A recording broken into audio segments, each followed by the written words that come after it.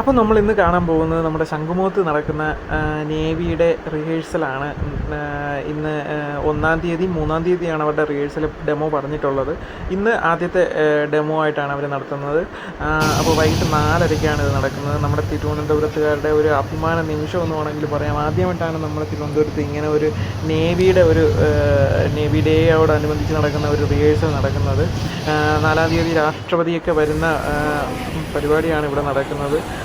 കണ്ണഞ്ചിപ്പിക്കുന്ന പരിപാടിയാണ് ഇവിടെ നടക്കുന്നത്. യുദ്ധക്കപ്പലുകളും യുദ്ധവിമാനങ്ങളും അതുപോലെ തന്നെ ഹെലികോപ്റ്ററുകളും പിന്നെ അത് പോരാഞ്ഞിട്ട് കലാപരിപാടികളും എല്ലാമുള്ള ഒരു ശംഖുമുഖം സത്യം പറഞ്ഞാൽ ഒരു നേവിയുടെ ഒരു ആസ്ഥാനമായിട്ട് മാറിക്കഴിഞ്ഞു ഈ സമയത്ത്. നമ്മളിപ്പോൾ കാണുന്നത് ഹെലികോപ്റ്റർ നമ്മുടെ ദേശീയ പതാകയുമായിട്ട് പോകുന്നതാണ്. ഇത്രയും അടുത്ത് നമ്മളൊരു ഹെലികോപ്റ്റർ കാണുന്നത് ആദ്യമായിട്ടാണ്. നമ്മുടെ തിരുവനന്തപുരത്തുകാർ അത്ര പരിചിതമല്ല, ഇങ്ങനത്തെ യുദ്ധവിമാനങ്ങളും ഇതൊന്നും അത്ര പരിചിതമല്ല. ആദ്യമായിട്ടായിരിക്കും നമ്മൾ ഇത്രയും അടുത്ത് ഇത്രയും യുദ്ധക്കപ്പലുകളും യുദ്ധവിമാനങ്ങളും എല്ലാം കാണുന്നത്. അതാ ഇപ്പോൾ കാണുന്നത് നമ്മുടെ സ്പീഡ് ബോട്ടിൽ, നമ്മുടെ നേവിയുടെ സ്പീഡ് ബോട്ടിൽ അവർ നടത്തുന്ന ഒരു മോക്ക് ഡ്രിൽ പോലത്തുള്ള ഒരു പരിപാടിയാണ്. ഈ ഒരു മൂടൽ മഞ്ഞിൻ്റെ ഒരു ഇത് നിങ്ങൾക്ക് കാണാൻ പറ്റും. ഒരു വിഷ്വൽ ഒരു ക്വാളിറ്റിയിലൊരു വ്യത്യാസമുണ്ട്.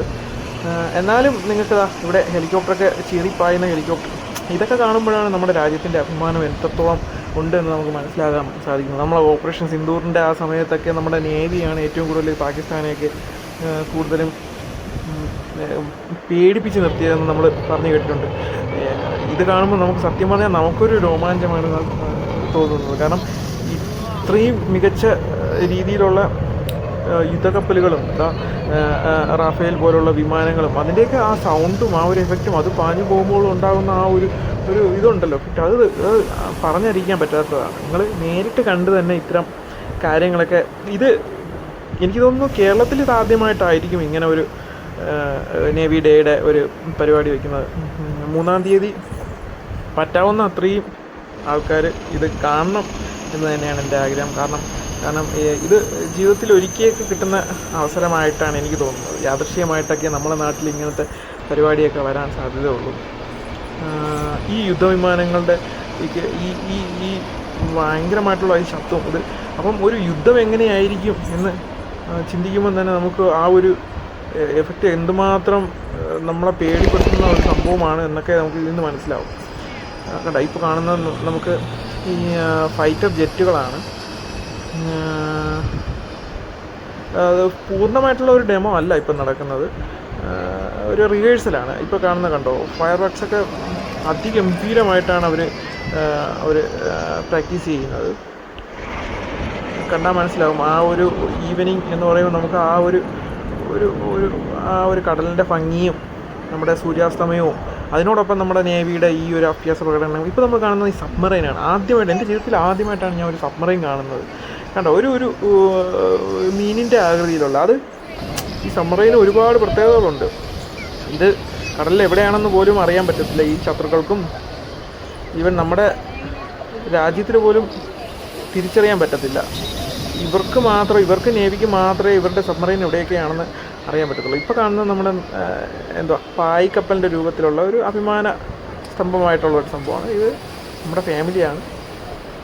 നമ്മളിന്ന് വൈകിട്ട് കാണാൻ പറ്റുമെന്ന് വിചാരിച്ചില്ല. ഒരുപാട് റെസ്ട്രിക്ഷൻസൊക്കെ ഉണ്ടായിരുന്നു, എന്നാലും നമുക്ക് കാണാൻ പറ്റി. നൈറ്റ് ആയപ്പോഴേക്കും അവർ ലൈറ്റും എല്ലാ ബാറ്റിൽ ഷിപ്പിലും ലൈറ്റും അങ്ങ് ഫയർ ചെയ്യുവാണ്. ആകാശത്തോട്ട് ഫയർ ചെയ്യുന്ന അതൊക്കെ നേരിട്ട് കാണുമ്പോൾ ഒരു രോമാഞ്ചം എന്ന് പറയില്ലേ, അതൊക്കെയാണ് ഉണ്ടാകുന്നത്. കണ്ടോളൂ.